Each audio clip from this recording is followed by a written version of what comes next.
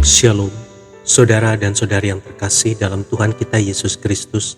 Marilah kita luangkan waktu beberapa menit untuk berkencan dengan Tuhan saat ini, agar dari hari ke hari kita semakin dekat dengan Tuhan, sehingga hidup kita semakin diberkati dan menjadi berkat.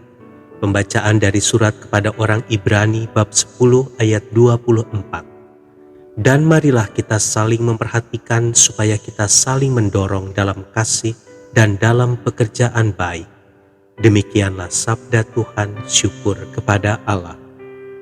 Saudara dan saudari yang terkasih dalam Tuhan kita Yesus Kristus, H.G. Spafford, seorang penulis lagu It Is Well With My Soul atau Nyamanlah Jiwaku, menuliskan lagu ini ketika ia sedang melintasi lautan Atlantik. Di laut itulah ketiga anaknya mati tenggelam ketika mereka sedang berlayar ke Eropa. Cobaan yang dialami Spafford memang luar biasa, karena beberapa tahun kemudian ia kehilangan putranya yang meninggal karena sakit. Setelah peristiwa itu, orang-orang di gereja mengucilkan mereka karena menganggap bahwa keluarga ini berhubungan dengan kuasa iblis.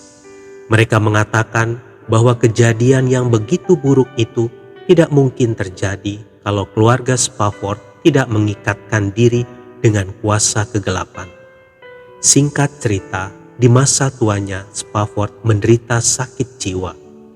Tentu banyak yang bertanya-tanya, kenapa orang seperti Spafford, penulis lagu yang terkenal itu, It Is Well With My Soul, bisa mengalami sakit jiwa? Manusia punya keterbatasan. Spafford masih sanggup berdiri ketika ketiga anaknya diambil daripadanya. Kemudian disusul lagi dengan kematian seorang anaknya yang lain. Ia tabah menerima semuanya itu.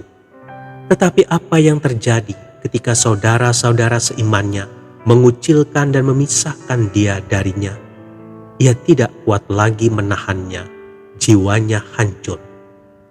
Saudara dan saudari yang terkasih dalam Tuhan kita Yesus Kristus, kita harus mengakui bahwa kekuatan kita untuk menanggung segala sesuatunya sangat terbatas.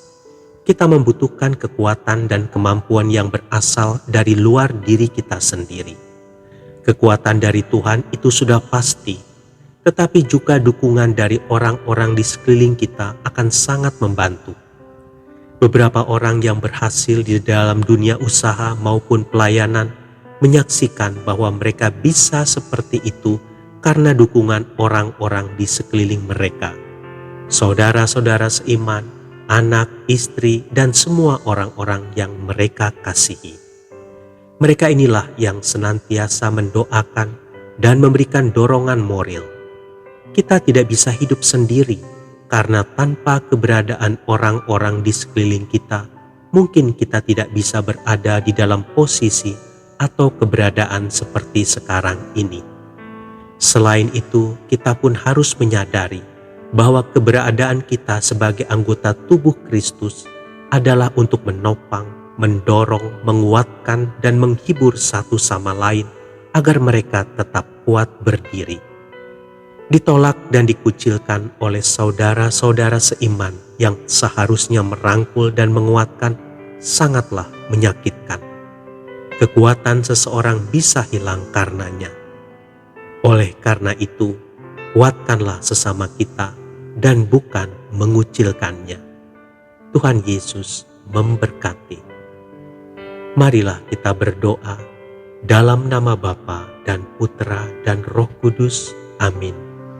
Tuhan Yesus, sebagai anggota tubuh-Mu, ajarilah aku untuk menghibur dan menopang sesamaku yang sedang dalam kelemahan. Amin. Dalam nama Bapa dan Putra dan Roh Kudus. Amin.